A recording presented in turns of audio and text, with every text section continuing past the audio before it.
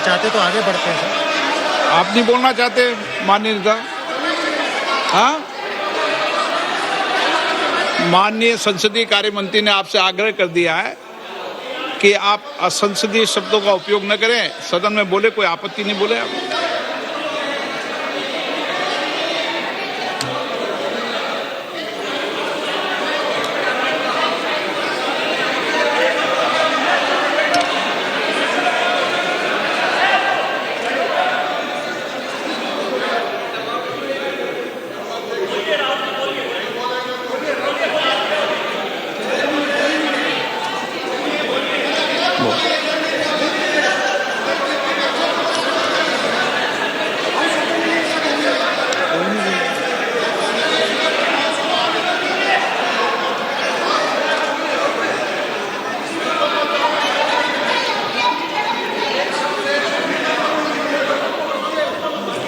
बोल।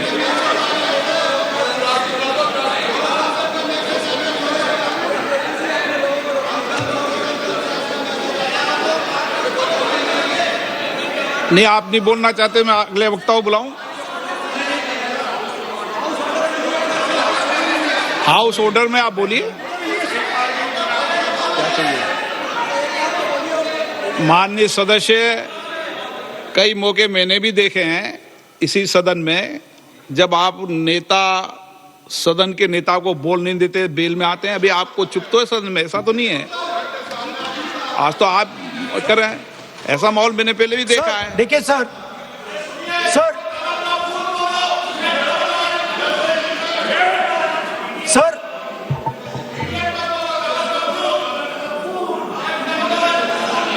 House sir, to keep house in order, sir, is your esteemed responsibility. Sir, the moment I open my mouth, the entire opposition starts to shout.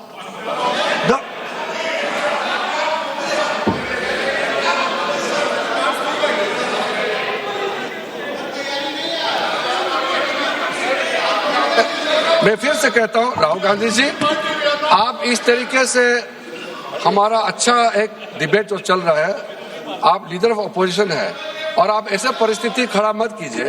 Speaker साहब ने भी जिक्र किया, जब प्रधानमंत्री जी को हमारा जो शुरू में राष्ट्रपति का अभिभाषण को बोलने का आप लोगों ने बिल्कुल रोक करके यहां तक आए और आप लोगों ने कई बार प्रधानमंत्री जी को बोलने नहीं दिया, ऐसा परिस्थिति भी निर्माण कराया आप लोगों ने। और आज तो आपने आज संसदीय भाषा का इस्तेमाल किया, एक पार्लियामेंट्री जो सिस्टम है उसको लेकर के एक नियम हमने पढ़ के सुनाया। ये किताब का भी जिक्र किया कि अन पार्लियामेंट्री एक्सप्रेशन, ये मैंने जिक्र किया। और बाकी हमारा साथियों ने भी कहा है कि आप भाषण कीजिए, लेकिन जो शब्द इस्तेमाल किया है उसमें आपत्ति, इतना ही जो है। फिर आप उसका इतना आप बहुत ही इमोशनल चेहरा दिखा करके ये तो ठीक नहीं है, हाउस को आप गुमराह नहीं कर सकते हैं। Sir, it is unparliamentary. Let us just be precise. It is unparliamentary for me to use that word against another member of parliament. I have not used that word against anybody. I have just stated that this category exists. Sir, again they are going. Speaker sir, अगर आप चाहते हैं कि इस देश में सिर्फ BJP बोले तो मैं चुप होकर यहाँ बैठ जाता हूँ, मैं बैठ जाता हूँ, कोई प्रॉब्लम नहीं है। ठीक है, टाइम बता दो कितना ले लिया। एक मिनट। माननीय सदस्य, माननीय नेता प्रतिपक्ष, इस विषय पर मैं बोलता हूं सर, रिजू जी खड़े हो जाते हैं, मैं बोलता हूं वो खड़े हो जाते हैं, इंटरप्ट करते हैं। आप उनको, मैंने यील्ड भी नहीं किया, आप उनको जगह दे रहे हैं। नो, संसदीय कार्य मंत्री आप ये फिर से आ गए।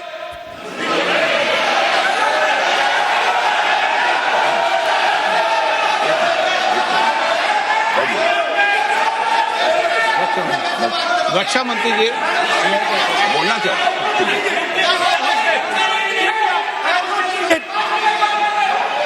एक मिनट देखो, सदन में एक अच्छी व्यवस्थाएं रही है,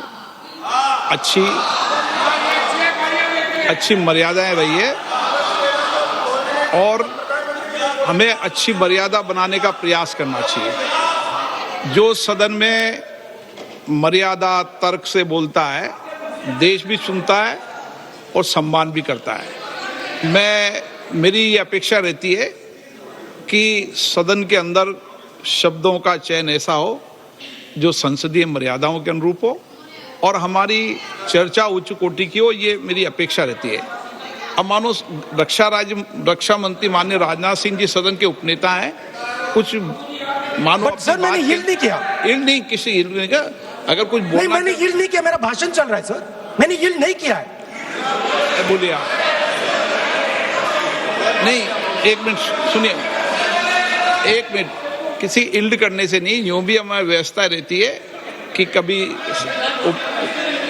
नहीं मैंने किसी नो अलाउ, आपको भी अलाउ करते हैं, ऐसा नहीं करते, अलाउ नहीं करते, ठीक है, अलाउ नहीं करते ऐसा नहीं। पर रक्षा मंत्री जी कुछ बोलना चाहते हैं, शायद बोला है सदन में अच्छा माहौल के लिए बोलेंगे। अध्यक्ष महोदय, मैं बहुत ही विनम्रतापूर्वक अनुरोध करना चाहता हूं कि जिस असंसदीय शब्द का प्रयोग हमारे नेता प्रतिपक्ष ने किया है उसे कार्रवाई से निकाल दिया जाए।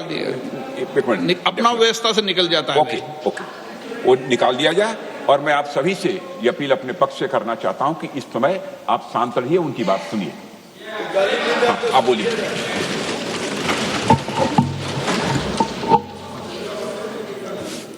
So, there are 3 categories of people. I'm not using the word. There is one category of people called student, विद्यार्थी, जो विद्या का अर्थ ढूंढता है. And then there are the 2 other categories which I will not name.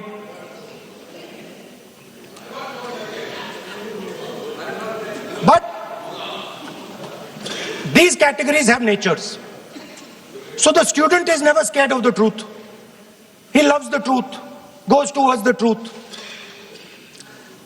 Student never uses force against somebody else because he knows that that person's truth is different than my truth.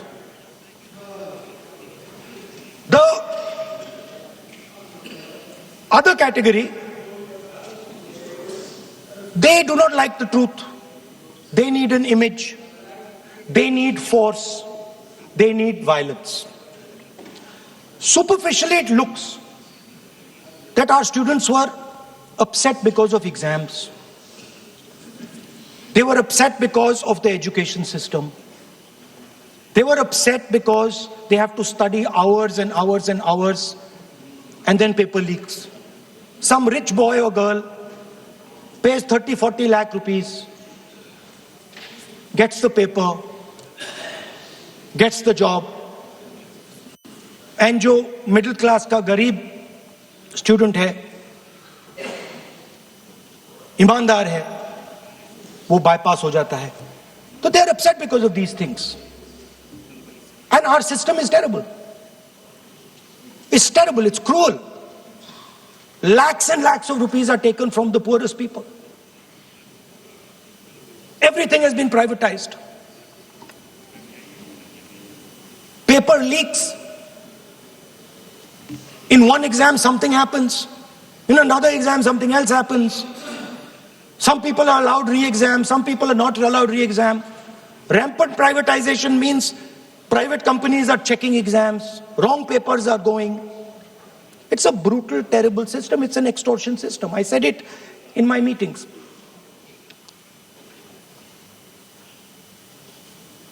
And it's a system that has been captured.